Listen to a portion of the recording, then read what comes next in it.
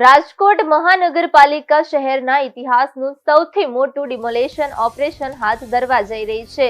જંગલેશ્વર અને આજી નદીના પટમાં દાયકાઓથી સરકારી અને મનપાની જમીન પર ખડકાયેલા 1489 મકાનો તોડી પાડવા માટે તંત્રએ આખરી તૈયારીઓ પૂર્ણ કરી લીધી છે.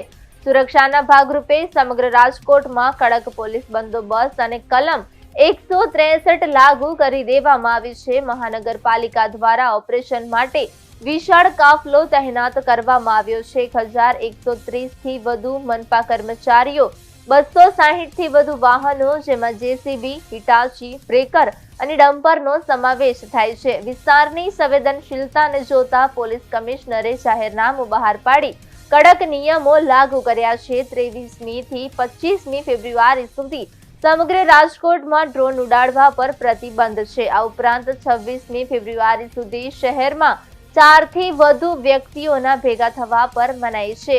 2500 થી વધુ પોલીસ જવાનોનો ચુસ્ત પહેરો ગોઠવી દેવાયો છે. કોઈ પણ પ્રકારના કાંકરીચાળા કે વિરોધના કિસ્સામાં તુરંત ધરપકડના આદેશો અપાયા છે.